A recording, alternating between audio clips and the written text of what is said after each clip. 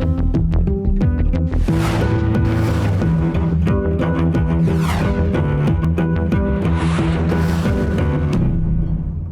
the run-up to 2014, do you see this becoming a completely, you said before that it is not going to be Narendra Modi versus Rahul Gandhi, but then why are all ministers, senior ministers, actually demanding that Narendra Modi debate with them? We've heard Kapil Sibal do it, we've heard Jairam Ramesh do it, we've heard Salman Khurshid do it. Are you somewhere nervous that Rahul Gandhi can't take on Narendra Modi head-on, and therefore it requires a battery of ministers? Unfortunately, you are making it look like it's a wrestling match. This is Indian democracy. This is a parliamentary form of functioning. The parties fight elections. Whoever wins those elections will elect a leader and become the prime minister. It is as simple as that. But this one-on-one... But there is leadership which wins the elections. And we have leadership. In fact, we have a leadership that is second to none. And to my mind, in the Congress party, we have a much more united Congress party than we've ever had before. Unlike the BJP, which is, it may have a different facade on the top. So why does Rahul Gandhi shy away, when it comes to a direct contrast between Narendra Modi? Why does Mr. Modi shy away from having a press conference? Why does Mr. Modi shy away from having a debate with anybody? In politics, everybody has a right to ask for a debate and Prime Minister Manmohan Singh doesn't do press conferences either. That's not fair. Dr. Manmohan Singh has done umpteen number of press conferences. I don't remember last time when Mr. Modi did it. Except when he is travelling from a foreign country and he addresses media on a plane, which has been with him to the foreign country. He hasn't held open press conferences for a long time. I don't think even the Prime Minister of India has such a structured format of Q&A like some of our BJP leaders tend to follow. And ultimately, people will judge this government not because of what I say on television, but by the work that this government has done all over India. And people will decide. You have your views, you are critical about certain points, I humbly accept the criticism that comes our way. But as long as it's constructive, I'm happy to receive it. But this venom has to be taken out of our politics, because this country is a young country. They're impressionable minds listening to you and me. They've got to feel that this country can work together, both in parliament and outside. Do you think the debate has become extremely shrill on both sides because we are now attacking personalities rather than issues? It is unfortunate. And I'm one of those people who believes you attack the governance, you attack the policy, you attack the execution, but when you make it personal and you listen to some of the speeches from some of our opposition party leaders, I mean, it's amazing that in today's day and age, you're still stooping to such a level that you're not talking on issues. But Congress leaders have called Modi fascist, they've called him Hitler.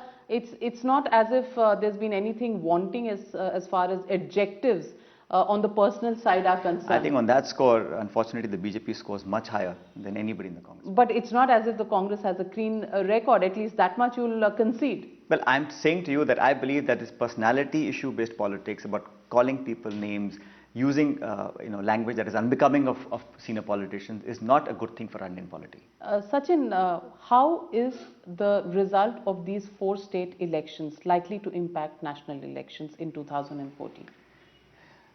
Well, every state has different dynamics, and in these 3 or 4 states, it's a head-to-head Congress-BJP. In UP, in Bengal, in Tamil Nadu, there are other political parties involved in the state elections. So it will have some impact, but I don't think the terminology used today is like semi-final, quarter-final, then final. I think things don't work like that. National elections, people...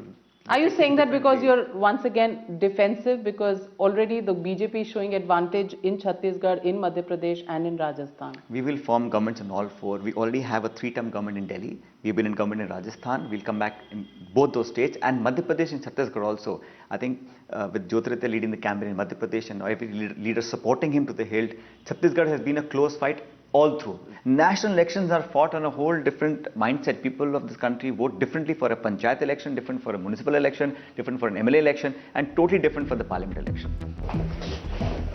Sachin Pilot is a part of a powerful political family, and I tried to get more out of him about his father and the relationship with the first family of the Congress. As we enter the private section of your house, Sachin, this area is again dominated with remembrances of your father, Rajesh Pilot, with the then President K.R. Narayanan. We also see him meeting a lot of people from his constituency there, him in the Air Force with A.K. Antony, N.D. Tiwari. It must be giving you a whole lot of advantage to have had a father from politics who's given you this start in the political world? Absolutely. I think I get a lot of benefit from being a part of my father's family, and unfortunately he passed away much before I ever joined politics. Your father, good friends with Rajiv Gandhi, that's why he entered politics. That's a picture that tells you a story of that. Sachin Pilot, friend of Rahul Gandhi, and Well, is that also a relationship that keeps you Rahul in? ji is our leader in the Congress party, but the good thing is that working with him, one is able to speak freely and frankly. He encourages discussion. 2014, working under Rahul Gandhi is something that enthuses the generation next? For me, certainly. I think if I have to choose to work under a leader, it'd rather be Mr. Rahul Gandhi than anybody else in the world, because he's someone who I believe that I can connect with, and not just me.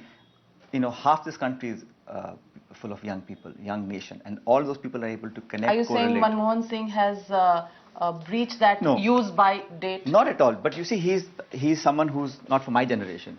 I respect him. He's my prime minister. I work under his leadership in the cabinet. But Mr. Rahul Gandhi is someone who the country looks at as someone who has a tremendous future, who can lead this country forward, who can make the Congress party bigger and better and expand its ideology across the nation. And he's dedicated himself to doing that for the last 10 years. So time for a generational shift within the Congress. The younger leadership is ready for it. We'll have to wait and watch when the Congress really gets to the hustings. What are the numbers that they get in 2014? We got an insight into Sachin Pilot's life in this episode, and next week another politician on The Real Politic, up and personal.